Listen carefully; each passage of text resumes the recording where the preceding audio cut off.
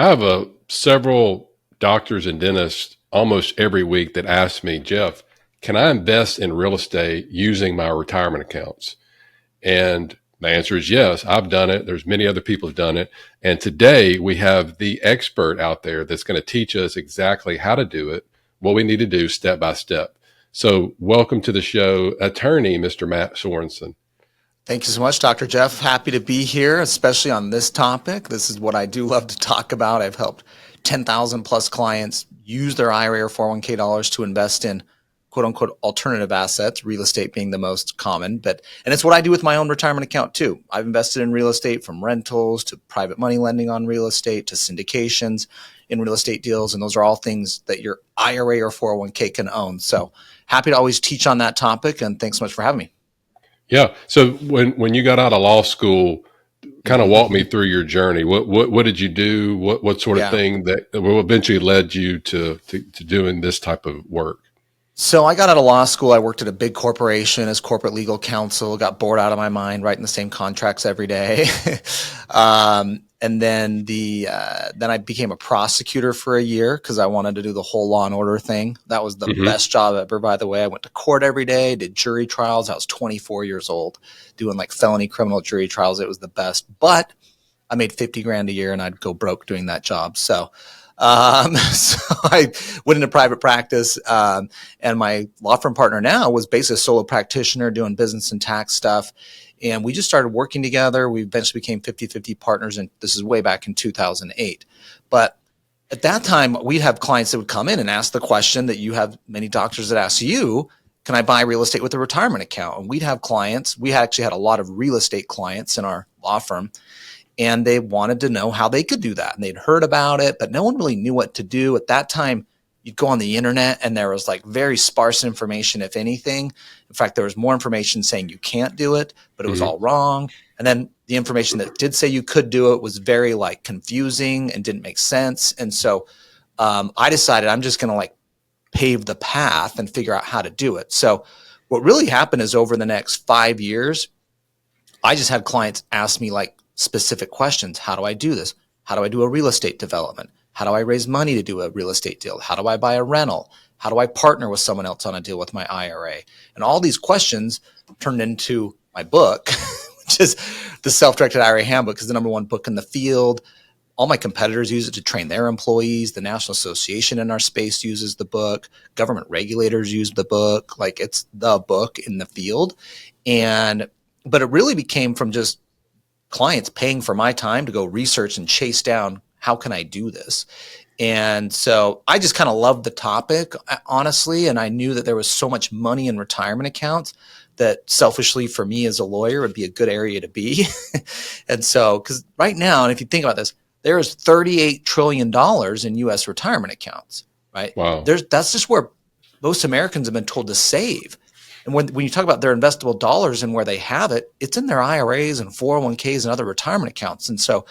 And they've just been told, well, you can buy a stock, bond, or mutual fund. Well, that's not it. That's not all that's on the menu. That is when you have a brokerage IRA, which you can buy if you're at TD Ameritrade or Fidelity, like that's what they sell, but that's not the only thing on there.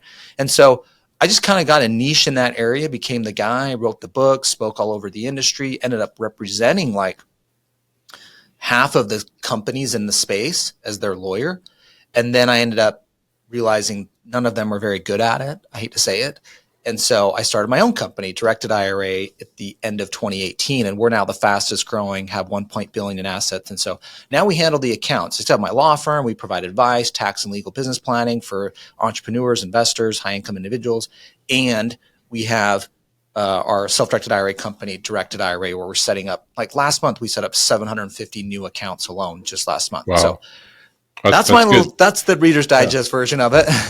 Yeah, that's good to know, because I've got so many people that come to me and my group that are always looking for trusted providers for different things, accountant, cost seg groups.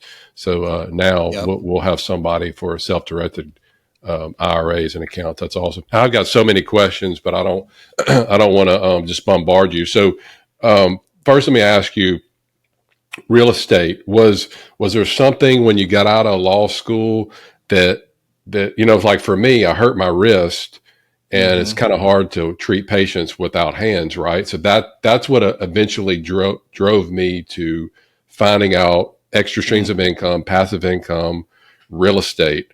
What was it for you that got you interested? So I was, just investing myself, as a lawyer, I was starting to make money, and I was investing it myself. And what I realized was I ended up making more money in real estate than anything else. And not because I was good at real estate. It was because if I put my time and effort into it, and if I made good decisions, I could have a competitive advantage. Like that's what I feel like in like buying stocks and mutual funds and stuff is like, particularly with individual stocks, I didn't feel like I had a competitive advantage.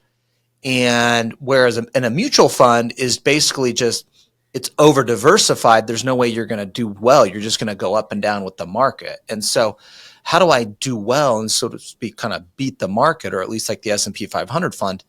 I always did that just myself in real estate. And then what happened was there's the people in my network, my clients that were wealthy, just the people that I knew that I just ended up associating with, all of them had built their wealth on real estate. And so you were seeing it from your clients. Yes.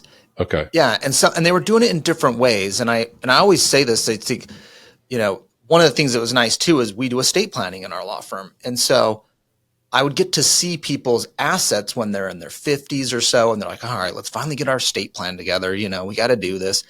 And there was just 3 buckets of where people built their wealth. That, to me, this was like 95% of where people that actually had a few $1,000,000 or more planning their estate. It was business ownership, real estate investment assets, and their retirement accounts.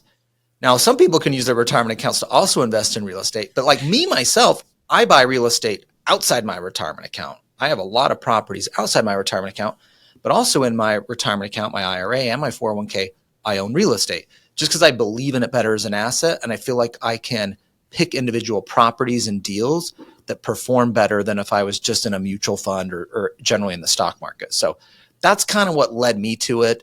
And there's tons of real estate strategies. And even like, at Directed IRA, every hour someone's doing a real estate deal with their account here. And it's different. Like right now, I'm doing more private money lending with my IRA and 401k. I get 12% interest plus 2 points, and I lend the money twice a year. So I'm really getting a 16% rate of return. But 4 years ago, I was buying rentals, and I got great appreciation over that. And so sometimes you're changing your strategy based on what's going in the market where you can get the highest yield.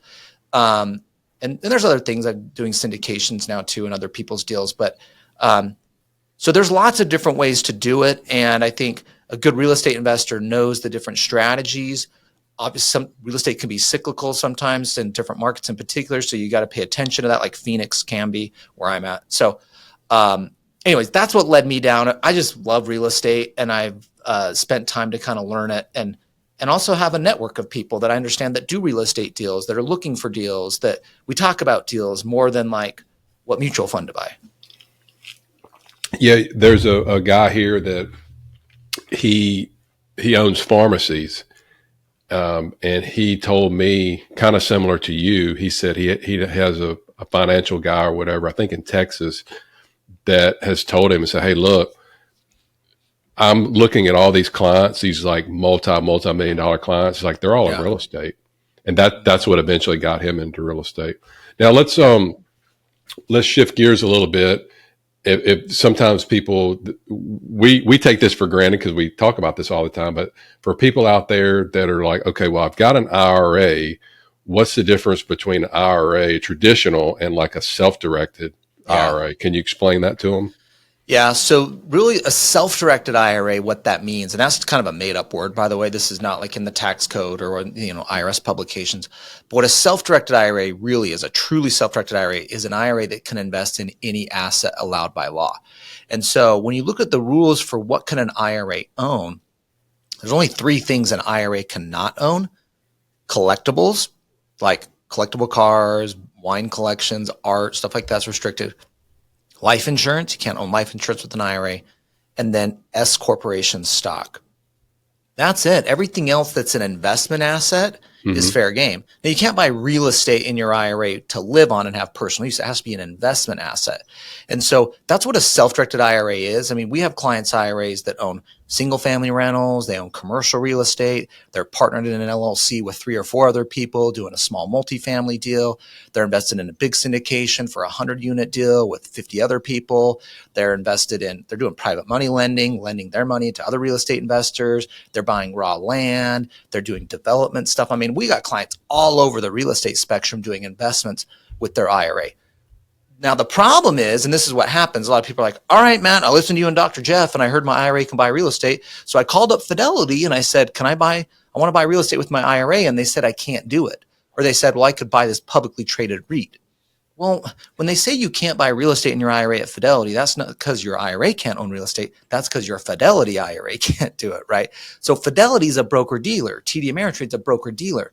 They're going to let your IRA buy what they sell, which is a financial product, stock, a mutual fund, a publicly traded REIT. That's all you can buy.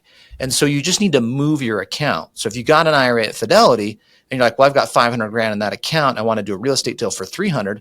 You can transfer 300 of that traditional IRA at Fidelity to a traditional IRA at Directed IRA. That's our company. We're a self-directed IRA company. And so we'll let you go do a real estate deal, whatever type of deal you want to do.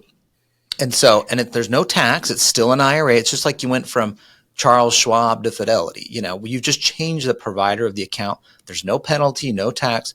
And so, but that's what a self-directed IRA is. You can invest in any asset allowed by law, real estate being the most popular. I think the misconception, for me and a lot of people, was, okay, I had a traditional IRA that I wasn't contributing to anymore at Vanguard.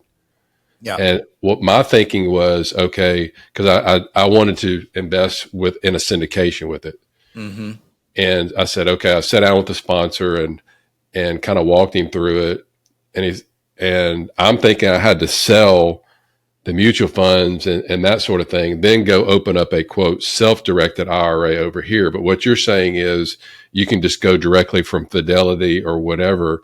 When it's brought over to a company like let's say they're in a bunch of index funds, okay, traditional IRA, when they bring over some of that or all of that to your group, what happens to those index funds that are in there? Well, you typically want to sell the cash before you move it. That's the easiest. So you would typically still sell all the index funds or mutual funds, let's say a Vanguard IRA, and then you transfer over cash. Because generally the money is going to come over here and get invested in 30 days. It's going to get invested into your deal. Now, you can buy mutual funds and stocks with an IRA with us, but nobody comes to us to do that, right? They're just going to go to Fidelity or TD Ameritrade where they have free accounts because they make money on your trades. Right. So, but we don't do that. We're self-directed. We're agnostic. We're not a licensed broker dealer. We're not making money on that.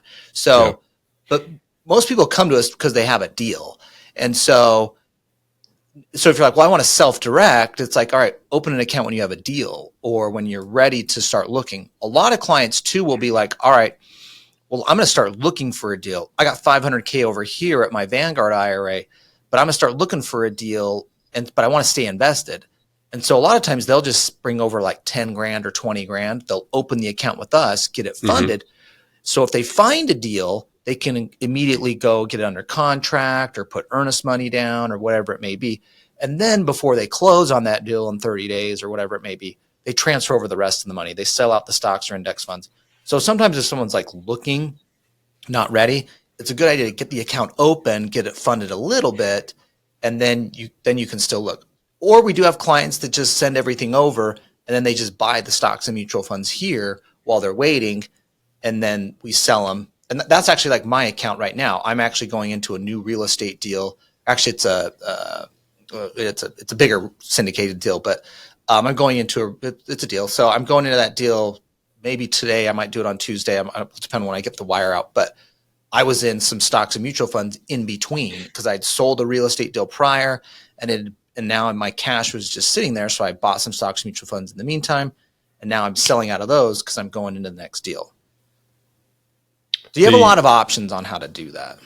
So my experience, I want to hear what you think about this. So I took $50,000 from a traditional IRA, and I was going to invest in a syndication with that. And I sat down with the sponsor. We had breakfast, and I said, "Tell me why not just use? I got 50 grand over here. Why not just use that instead of this traditional IRA that I'm in, that I've just got sitting here?" And he said, can you have access to it? I said, "Yeah, it's Vanguard." He said, "Okay, look back at the total history." I said, "Okay." He said, what are your returns? What'd you make a year?" I said, "It was like 7.7%. Yeah. Let's call it 8%. Mm-hmm. He said, "Well, did your money double in there? Looking back at the history of it, did it double every 5 years?" I was like, "No, not even close." He said, "Well, there's your answer." So I put the money over. It was a 5-year hold in an apartment complex in Texas, and it was supposed to double the money in 5 years. Yeah. Well, I get an email from them 22 months later, Yeah. not even 2 years later. They said, "Hey, we got some good news. Fortunately, we had an offer that we couldn't refuse. So instead of you waiting 5 years to double your money, you doubled it in 2." Yeah. And the thing is, if I kept that money in the stock market, you don't ever have the chance that's even possible. Yeah. With index funds and stuff. So what do you think about somebody that's kind of thinking about, maybe they're thinking about syndications, and it's just maybe a dormant account? What are your thoughts about that?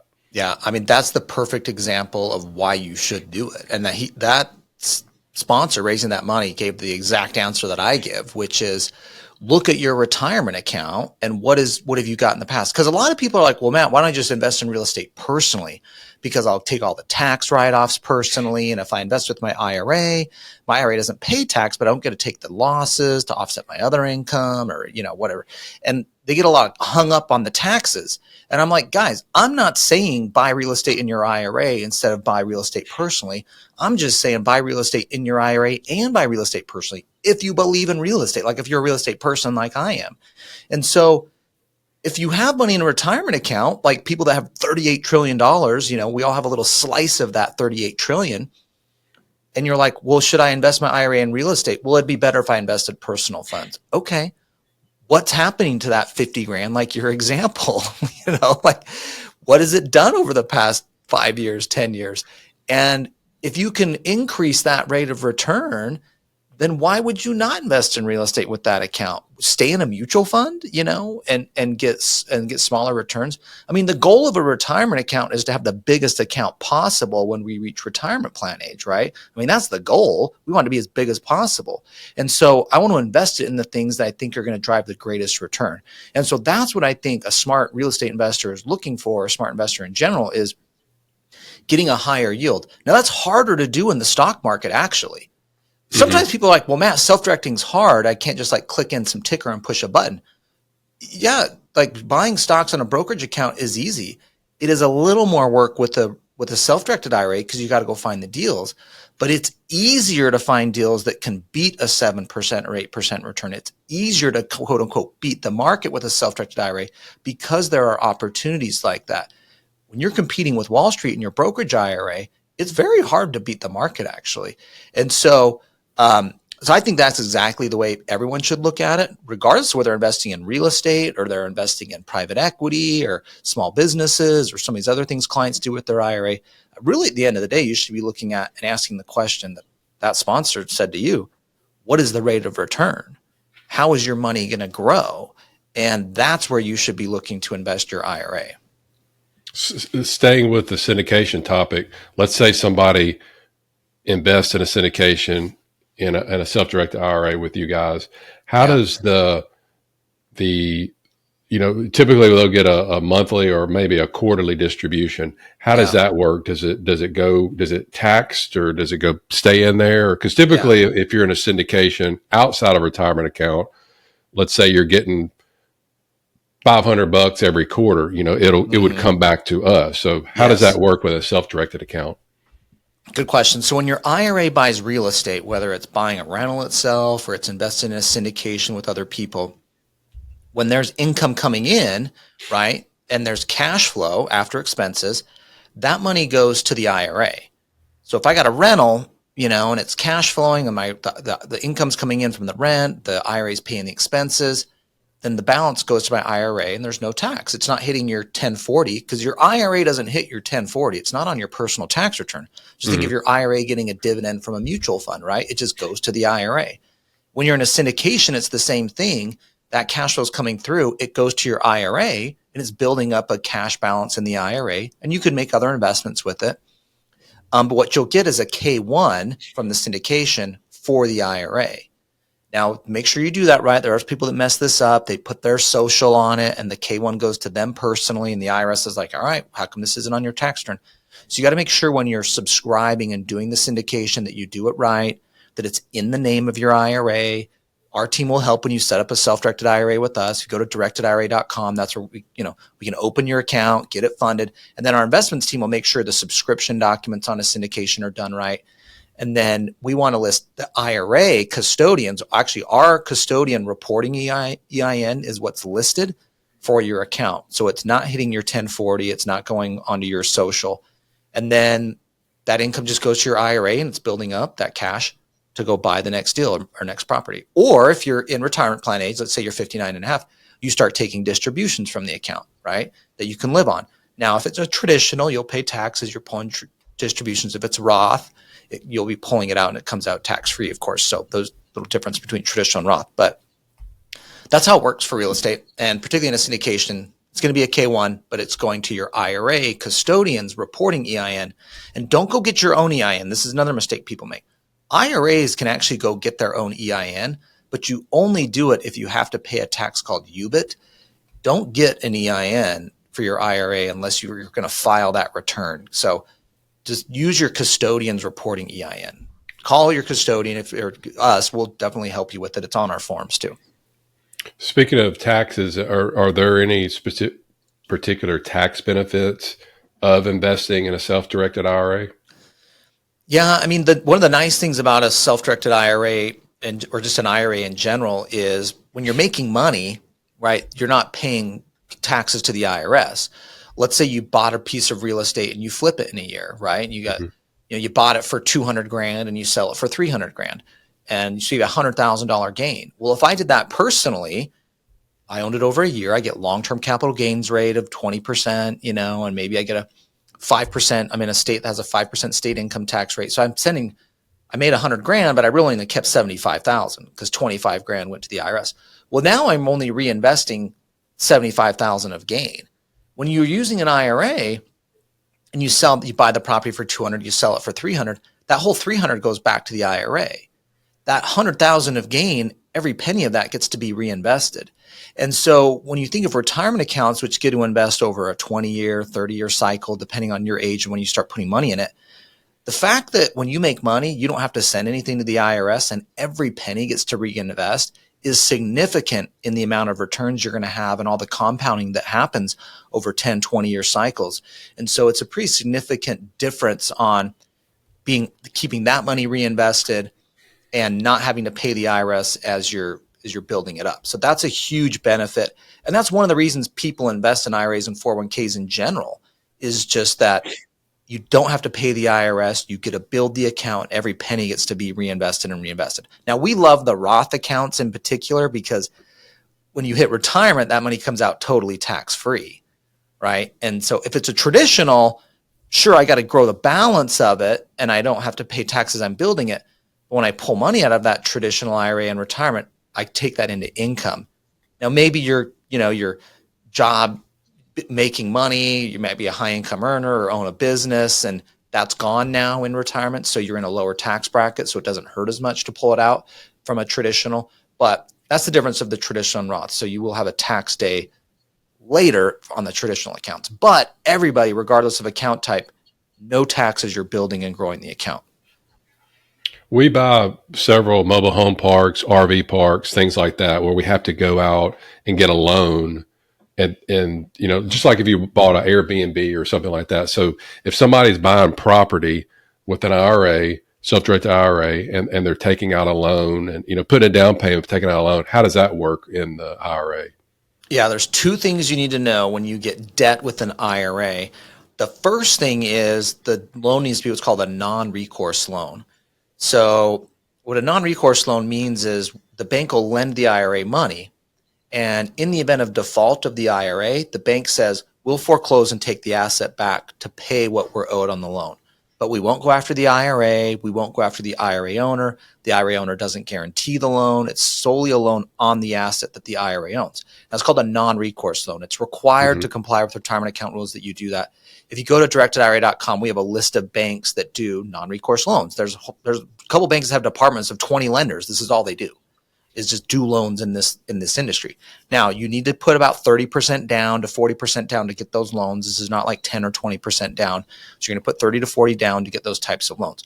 And it needs to be investment asset producing investment income, whether it's a rental property, single family, multifamily. It could even be raw land that gets income from ranching or other activities. So that's the first thing you need to know. It needs to be a non-recourse loan. The second thing you need to know is there is a tax when you leverage an IRA called UDFI, which is a version of a tax called UBIT. And there's a whole chapter in my book on this, by the way, if you want to geek out on it, the Self-Directed IRA Handbook. You can get it on Amazon or on my website, matsorensen.com. But what happens is when you leverage with debt, the IRS looks at that and says, hey, the money you make on the debt is not retirement account dollars. So we're going to tax the money on the debt in the deal. So for example, just so I can do the math, just hang with me on this. Let's say you bought a property for $100,000. Let's say 40,000 of that came from your IRA. 60,000 of that came from a loan. When the IRS looks at that, they're like, all right, 40% of this deal is IRA money. 60% of this deal is not IRA money. This is debt that came in. We'll let you use that to leverage to buy a bigger asset, but we're not saying zero tax when you sell or make money on this asset. We will charge a tax on the debt. So let's say you sell the property 2 years later, you make $10,000 after all expenses. They'll look at that gain and they'll say, all right, you made $10,000 when you sold the property. 6,000 of that, representing the debt in the deal, 60%, is subject to this UDFI tax. The other 4,000 goes back to your IRA. You don't need to worry about the tax. But this 6,000 is subject to this UDFI tax, which at the time of sale on a property, you get capital gains rate. So it's a 20% rate on the 6,000, which would be $1,200. And so you'll have to pay tax of $1,200, and this is a tax from the IRA files to pay it. But then the money, the $8,800 is going back to the IRA. Now, I do have a lot of clients that are like, well, Matt, I can buy 3 properties. Let's say I have $100,000 in my, let's say I have $300,000, and there's properties that are $100,000 a piece. So I'll have a client that'll be like, well, Matt, should I just buy one property with all cash and not have UDFI? Or should I buy 3 properties and with $100,000 down on each, and I'll get a non-recourse loan for the balance? I'm always like, buy 3, use the leverage to get more purchasing power, buy more assets. You only pay the tax if you're making more money, and it's a small percentage. You get long-term capital gains rates when you sell. So it's kind of a no-brainer to me. And when you think of your IRA investing in a mutual fund or a stock, you don't get leverage there. You don't get leverage. You can only invest in the cash you have. So actually, I'm able to supercharge returns by being able to use leverage to buy more real estate, more assets than I otherwise could in the account. And I only have to pay the tax on the debt piece of it. And so there is something to know on that. Now, there are accounts that you can self-direct called solo 401ks. And even if you have a 401k or other employer-based plan that you self-direct, we have lots of physicians that do those. Those are actually exempt from UDFI when you buy real estate. So if you leverage debt on real estate with a 401k, you don't pay this UDFI tax. There's a weird code exemption on it. So, but IRAs do have this UDFI that you need to know about. So just know that if you're getting debt to buy real estate, which is the most common, make sure it's non-recourse, and just know you will have UDFI, which is a tax on the debt piece, but only when you make money. I'm glad you mentioned 401k, because that was the next topic that I wanted to shift gears to. So if somebody says, well, I don't have an IRA, I have just 401ks, maybe talk a little bit about let's say they work for a clinic or a hospital or for an employer, that situation versus somebody like me that's self-employed and we have a practice 401k. How can we use that, or can we use that to self-direct? Yeah. So if you have a 401k like at a larger hospital or organization, generally that 401k is restricted to investments that the company, that the employing entity, the company's 401k allows you to buy. Right. So if you have like, if they are like, well, we use Fidelity, you can buy anything on the Fidelity platform with your 401k with us, you're kind of stuck. You really can't buy real estate with it with your 401k unless you leave. Once you leave, if it's an old employer 401k, you can move it wherever you want. So you can roll it to an IRA and you're free. But while you're still employed, participating in the company 401k, they can lock your money down. Now, there's a few exceptions to this. Let me hit a few exceptions. Obviously, if you leave, that's the first one. The second one is if you're retirement plan age, which most plans, the retirement plan age is either 55 or 59 and a half. So even if you're still employed, but let's say you're 60 and you have $1 million 401k or some type of other employer plan, you can actually roll the money out because you've hit retirement plan age under the rules. So even though you're still employed, you can move the whole thing out. The third exception, so the first exception would be you don't work there anymore. Second exception would be your retirement plan age. The third exception would be even if, let's say you're 40, 45, and you've got $500,000 in the 401k with the hospital, you can move out what's called an in-service rollover. So there's a specific type of way you can get money out called an in-service rollover, which basically allows money to come out of the company plan to an IRA, no tax, but they'll only allow you to move vested employer contributions. So there's kind of a rule that says, hey, when a company throws money into your 401k for you and it's vested dollars now, they cannot restrict you from leaving the money in. They have to allow you to get the money out. Now, some 401ks have built-in restrictions on this, but I've looked up stats on this that say 2/3 of employer-based 401ks or other employer plans allow for in-service rollovers of the employer contribution piece. It sounds weird. A lot of people would think that they can get their employee contribution out and the company could restrict the employer. It's actually the opposite. Mm-hmm. Now, the tricky thing on this is you have to be diligent because if you call the frontline customer service person, the 401k, they're going to say you can't move it out because they don't know. It doesn't come up enough. You've got to get like further down the food chain. I hate to say it to some people in management or something like this. I'll give an example. I had a client. She was like senior vice president at Wells Fargo, very high up, made a lot of money. And she had about $700K in her 401k. And she really wanted to get the money out to do a real estate deal. And this is Wells Fargo, right? A huge institutional organization, but she was very senior in the company. Like she reported to like the CFO, she was like very senior in the organization. And she got the word that she couldn't move it out. And she went up to the next person, same word. And she finally had to kind of use her title and position to say, to get the answer she wanted, which was, actually, you can. Sorry. And she's able to move 300,000 out of the account in an in-service rollover. And she was in her 40s. And so that happens quite a bit. So you might need to be a little persistent in that. And you got to use the keywords too. In-service rollover. Don't be like, can I transfer or do a rollover or anything? You got to say it's called an in-service rollover. Because what happens is those companies have a little form for it. Oh, that's the in-service rollover form. So you might want to ask that. That could be your other exception to get money out of a 401k where you work. Now, the solo self-employed is different, though. Yes. Yeah. So to walk me through, so somebody is a business owner or a practice owner and they have a 401k, what can they do with that?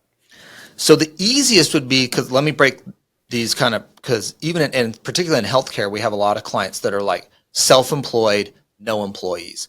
And that's the easiest. So if it's just you're self-employed, no employees, you get contracted out. We do what's called a solo 401k. That's a 401k just for you. You can put $69,000 a year into it. You can do Roth or traditional, and you can self-direct it. We set up tons of solo 401ks. Those are becoming more and more popular, particularly in the gig economy and as people are pushing more towards self-employment. Now, if you have employees, you can't do a solo 401k. You have to do kind of the full-blown 401k where you got to make it available to all your employees and stuff like that. So if you're a business owner, though, or a part of ownership, and you have a 401k, the employees have to be able to buy mutual funds, right, and target date funds. You have to have all those investments available to them.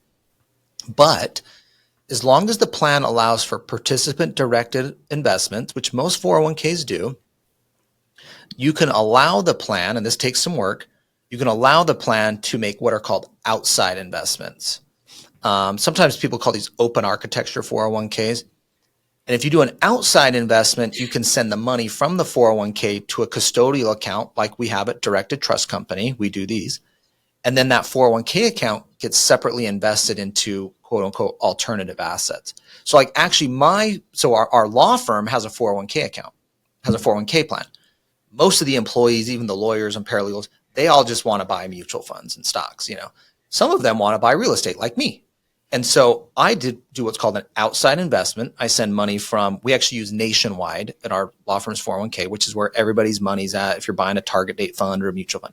But I send my money into what's called an outside investment to Directed Trust Company. And there's an account there. It's owned by my 401k account.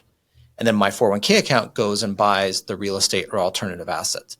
So that takes some work. The plan has to allow for that. So if you own the business, though, then you can force it to be done. And that I will say that is the most difficult method to self-direct. That is just because the 401k tape and all your administrator and everybody that gets involved in it and that tells you no, and you got to do this and you got to fill out that form and you got to make sure it's tracked. And so, but it is possible. And so, so if you're like definitely an owner of a business, you're like, well, I definitely want to do this. I'm willing to dig into my company 401k. You can do it. And a lot of practices, and we have this, I have a number of, physicians that are in like a practice group where they've figured that out because they've had enough of the doctors ask about it where it's already built in and figured out. And they're like, yeah, we've had 5 or 6 people already do this. So we know it, but you might be the pioneer in your scenario, which just, you're going to have to figure it out kind of for that administrator, what they're going to require and the hoops you got to jump through. But the nice thing is we can do the self-directed account on the other side of it. The easiest way to think about this is a lot of people have a 401k or employer plan, but that plan says, we'll let you do a brokerage trading account at TD Ameritrade, and we'll send your money from the 401k to a trading account at TD Ameritrade that you can go trade. It's kind of a similar thing, except that account is not a TD Ameritrade trading account. It is a alternative asset account that Directed Trust Company where we'll let you buy alternative assets like real estate. So that could be an option too. Excellent. Well, man, I really appreciate all your time today and really help clarify a lot of these questions with self-directed accounts, traditional IRAs, 401ks, real estate. Mm-hmm. You mentioned the book. You have the website. So tell us if people are interested in learning more about you. Plus, I'm going to put all the links below this video, but also just let them, if they want to reach out to you, how they do that. Best place you can go to the book or more about me, you just go to matsorensen.com. That's Matt with one T, MatSorensen.com. That's where you can get the book. It's also on Amazon. Mat Sorensen, I'm on all the social media and YouTube and all that. You can find me there. And then if you want help on the accounts and setting them up, directedira.com is our company, self-directed IRA company. You can book a call there with one of our team members to talk about opening up an account and options. And then if you need kind of tax or legal advice, our law firm is KQS Lawyers. We represent clients across the country doing tax and legal planning. And we can dive into does self-directing work in your scenario and give you more tax planning advice if you need more like consulting on options there. So we're here for you. We'd love to work with anybody. Of course, anyone in Dr. Jeff's network, we'd love to help. So let us know. Thanks for having me on. I really appreciate it. Awesome. And again, I'll put all Matt's links below this video. And once we get more questions, and I'm sure we'll have more questions, whatever, we'll reach back out and do a part 2. Love it. Looking forward to it.